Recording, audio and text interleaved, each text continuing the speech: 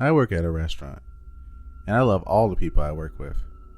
Well, except one. The dishwasher, Jamal, is not my favorite. When I first started working there, I was one of two white girls. I say this because after this incident, my boss told me that incidents similar to mine have occurred, but only with the younger white females. They've had to fire a good amount of people because of it, I guess.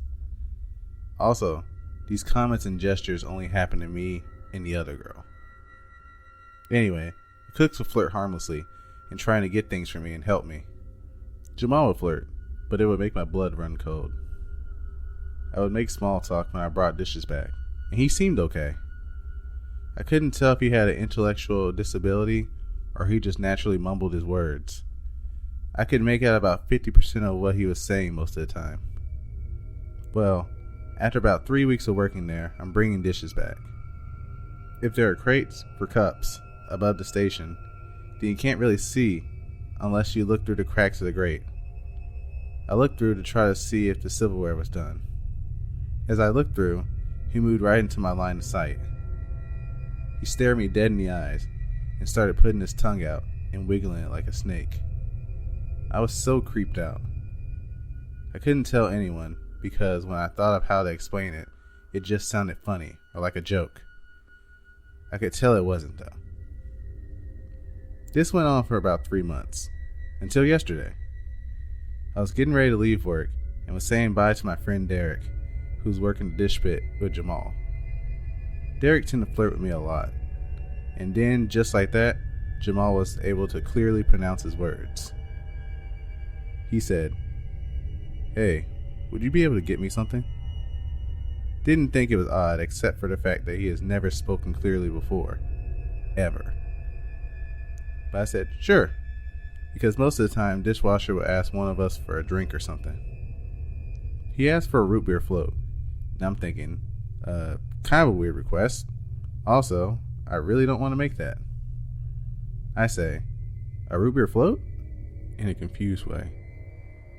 He then looks me dead in the eyes, as he creepily does every day, and says, yeah, a root beer float, but with you on top. I kind of laugh like, WTF? Derek is getting a very confused look.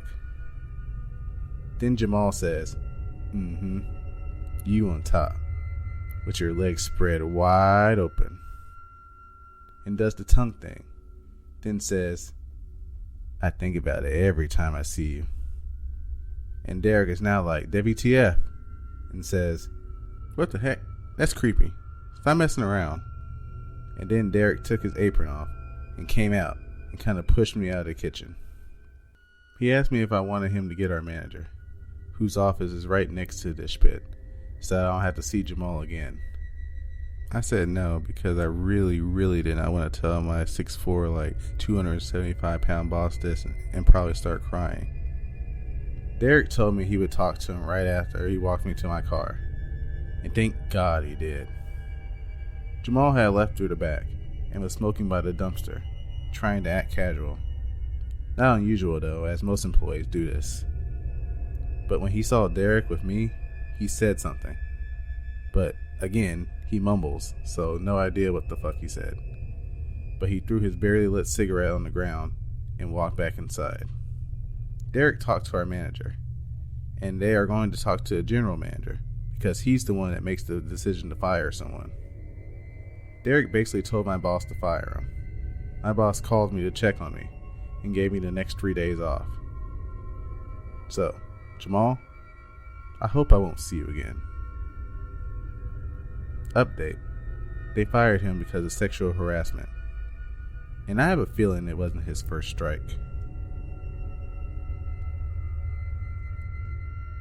Background info. I'm a smallish 20-something female that works in a medium-sized, usually safe town. With that being said, my office is in one of the bad parts of town. There's a recent stabbing just down the block, and some nearby drug and human trafficking issues. I should also note that I work with sex offenders, so I'm not easily creeped out. Because of our office location and clientele, we usually keep our office door locked and have a buzzer that alerts us when someone comes in. Now on to the story. The other day I needed to briefly stop by my office to pick up some forms before our early morning meeting.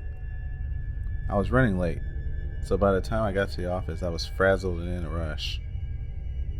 Since I was only going to be in there for a few minutes, and no one ever comes to my office that early, I didn't think to lock our entrance door. Spoiler alert, this was a bad idea.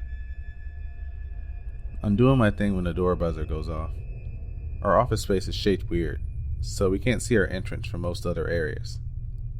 I was surprised, but assumed it was one of my coworkers that came in early. After a few moments of not hearing her usual friendly greeting, I went out to check. A man was standing in the lobby. The guy looked like an Italian Martin Short. I'm immediately on edge because something about him just seemed off, and he had a creepy grin on his face. He stated that he works with a different company in our building, but no one was there, so he was wondering if he can use our phone.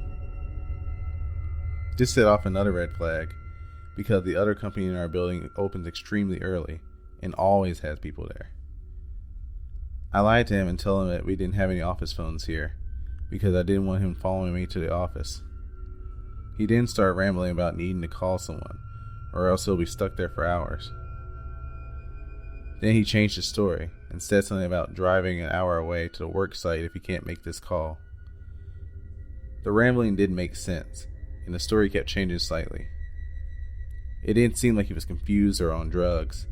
It seemed like he was just trying and failing to come up with a story on the fly. Partially because I was in a rush, and partially because I hadn't had my coffee yet and wasn't thinking clearly, I decided to give in and let him use my cell phone.